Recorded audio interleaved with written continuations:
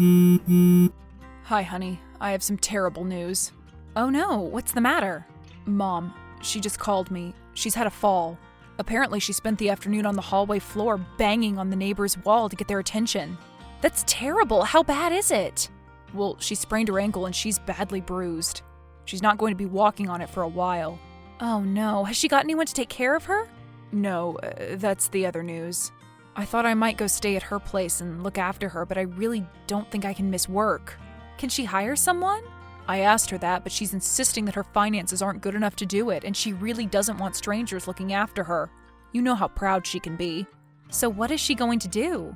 Well, I think with the way our work schedules are, we could both manage to look after if she moved in for a couple of weeks. Oh, okay. I do work most of the day when I'm at home, though. Look, I know it's not great, but I don't think it will interfere with your work too much. And what else can I do? I can't leave her alone, unable to walk. Of course not. It's only a couple of weeks. I'm sure it will be fine. I guess. She's a bit snappy with me sometimes. That's just her way. Yeah, she's a sweetheart, really. A friendly, snappy crocodile. Once you get to know her. I guess we'll see. Thank you. I'm sure she'll really appreciate this. I'll pick her up after work. See you soon. Hi, Luke just messaged me. I just wanted to say thank you for letting me stay. That's no problem, Linda. How are you feeling? Very sore. It's agony, really. While I have you here, what were you thinking about for dinner? Oh, honestly, I hadn't given it much thought. I was just going to tell you not to make too much fuss about it. As long as there's some meat and vegetables, I'll be fine. The doctor told me I needed to keep my strength up to help with the healing. Will there be any dessert? I think there may be some ice cream in the freezer. Just a simple fruit salad will do.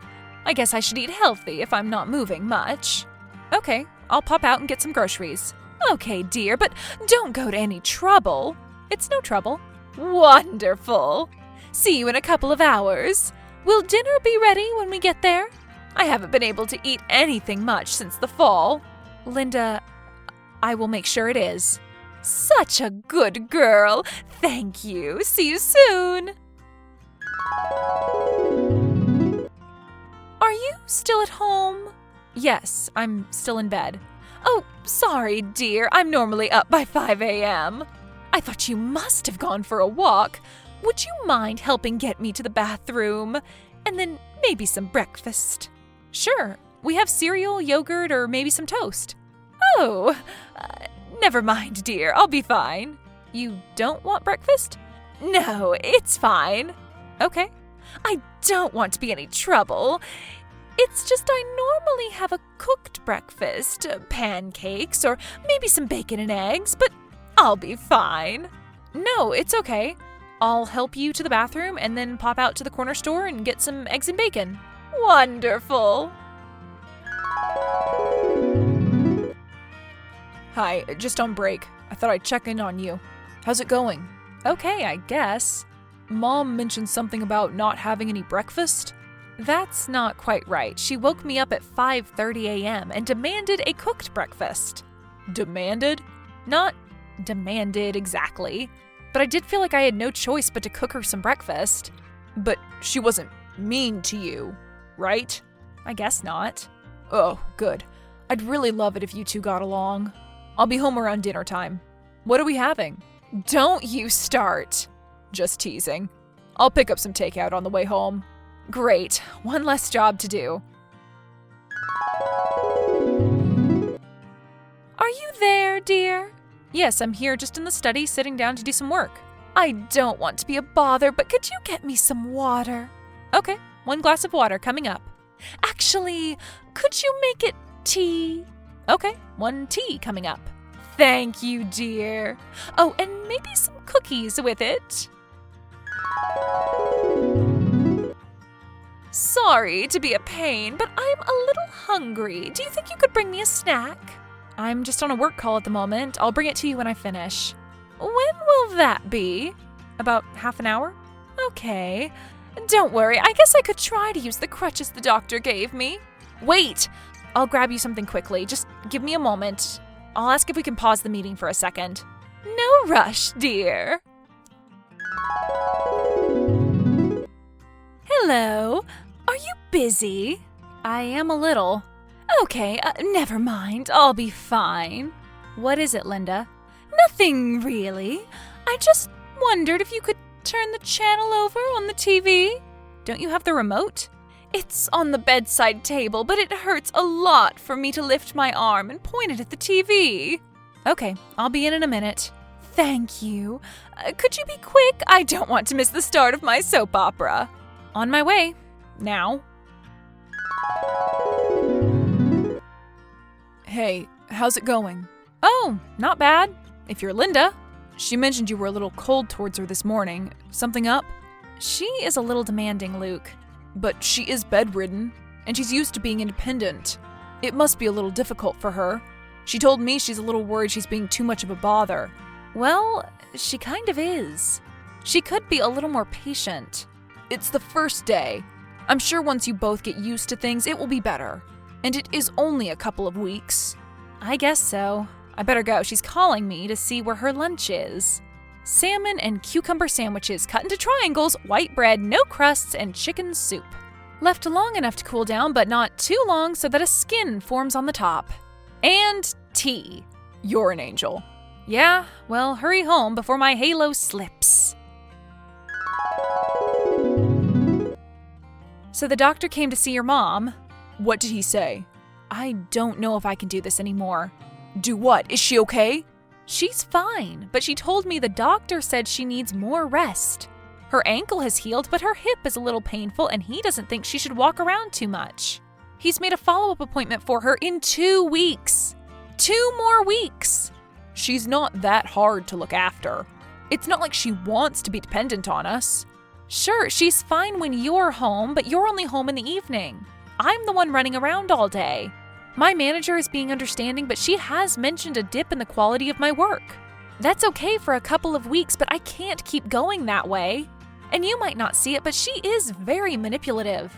Always so polite, but you know when she calls me dear, something is not up to her standard. It's just a couple more weeks. She has no one else. I guess we don't have any choice then. Besides, it would be plain evil to inflict her on someone else. Hey, that is my mom you're talking about. Sorry, you're right. I shouldn't put you in the middle like this. Hey. Oh, hey, I was just picking up the phone to message you. The doctor's been again. I don't know what he said because she was on the phone to someone when I went to see her. Yeah, she was talking to me. She's really upset. The doctor has said she's not doing so well and that she can't expect to be as mobile as she was before the fall. He thinks she'll probably need help to do some things, and he's worried that she might have another fall in her own home. So she's staying for longer? Well, I guess. How much longer? Can we talk about this when I get home? How much longer? Well, we might need to think about a permanent stay. Then you might want to think about permanent separation. We were trying for our own family, remember? I can't run around your mom and work all while I'm pregnant. And what about when the baby comes? We need to talk about this tonight. Yeah, we do. Gotta go. Your mom is calling from her bed with a channel change emergency. Hi, just checking in after last night. You left before I could speak to you this morning. Yeah, you were sleeping and I didn't want to wake you. We didn't really reach much of a conclusion last night, did we? Not really. I feel like I'm in a very difficult position. I don't want to let you down, but I'm not sure I can cope with sharing our home with your mom forever. I understand. It's difficult for me too. She's my mom, you're my wife. I want you both to be happy. I know. I'm sorry you're in the middle of all this. Gotta get back to work. We'll talk later. Love you. Okay.